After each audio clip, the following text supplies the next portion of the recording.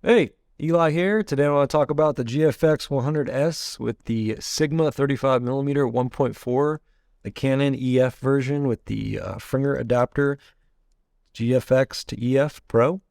And yeah, it was fun. I didn't use it a ton. I pulled it out. It did have very harsh corner like vignetting issues, so I was forced to crop 4:6 or 16:9. But if you go into it knowing that, and you can even change your settings in your camera to only see 4:6 or 16:9, um, then you can create some cool stuff. We'll see in the images here I have today where I cropped them, and you just need to make sure that you shoot that way and you don't leave too much on the bottom. Otherwise, you're going to be stuck with that corner issue. Sharpness is great. Focus is great. I've noticed on wider lenses with the GFX system, they like to hunt a little more. And I'm not sure why that is. The 23 F4 did that quite a bit when I took it to Iceland. But yeah, it's cool. It's a fun setup. I don't think it's something I would add so much. I'd probably like to take the 50 mil and make a 3-image panoramic. Get the same field of view. It's about a 27, 28 millimeter field of view for a full frame, but at 1.4. So I did stop it down quite a bit just so I could ensure I had stuff in focus. But let's look in the images and we'll see what we got here.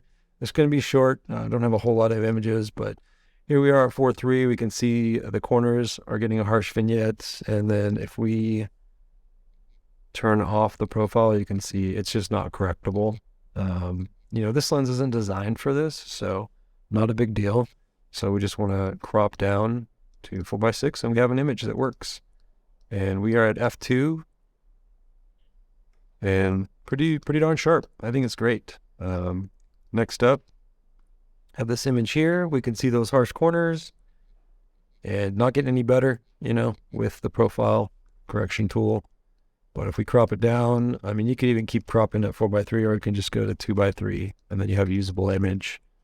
The reason you'd want to do this is, you want the Fuji colors, but you want to be able to photograph in low light, still get some creative images. You're not going to get a whole lot more frame, maybe just a little bit of width, but most of the field of view on a medium format is in the height.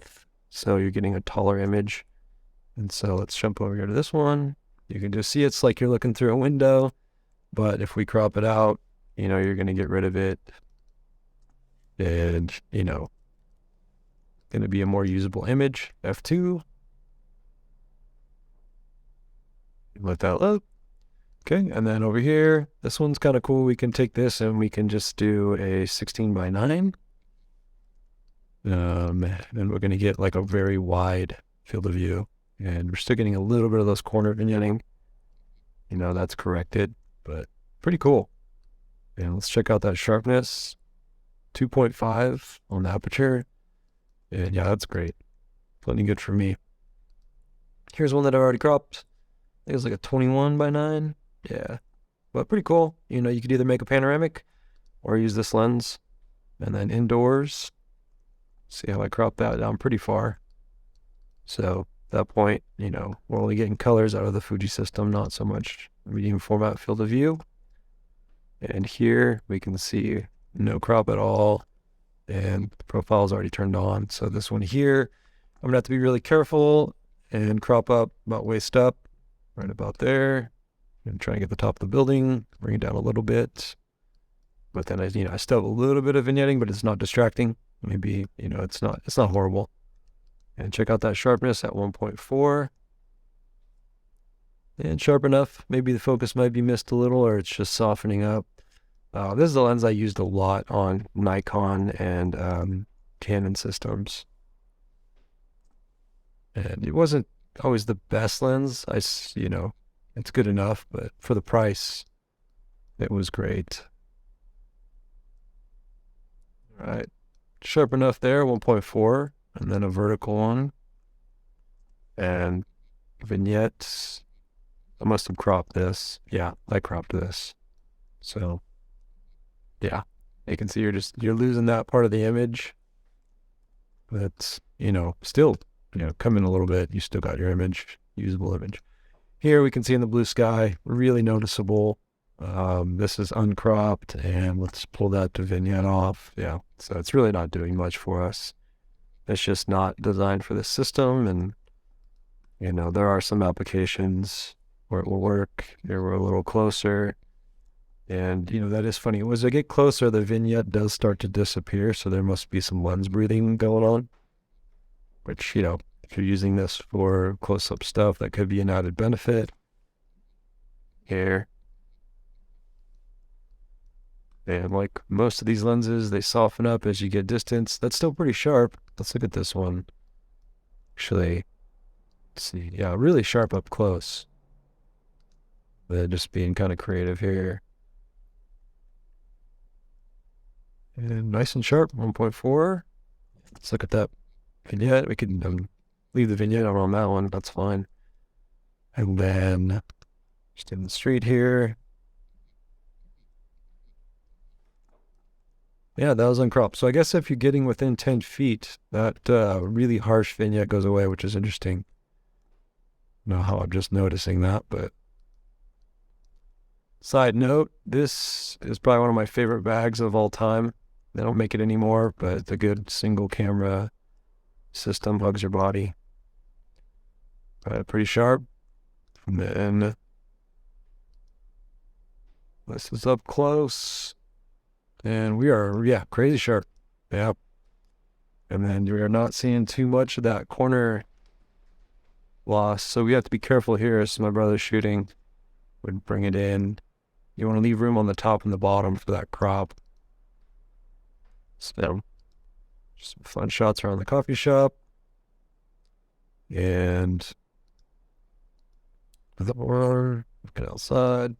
This is where I noticed it. You come up really close and you start to lose that corner vignette issue. But as you get further away, it gets worse. Here.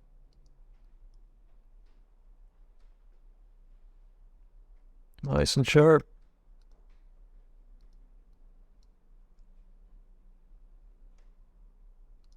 Nice and sharp.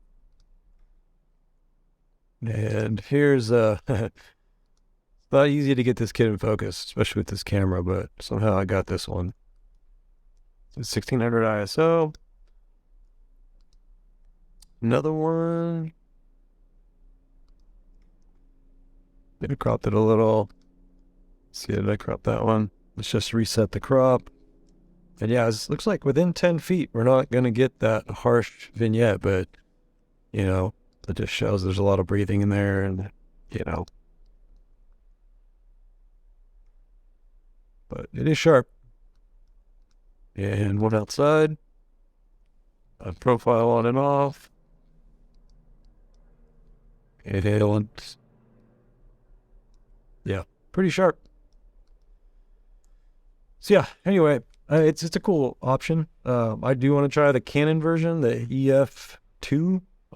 Just because I'm curious, you know, and then that's a lens I'd probably also like to use unless they come out with an RF version anytime in the next year, ever. So we'll see. But yeah, hopefully that's helpful. It's one I'd probably rule out of my options because I just don't think it's super necessary. It could be fun if I found a really good deal on a Sigma 35 that was in good shape, but they're notorious for falling apart.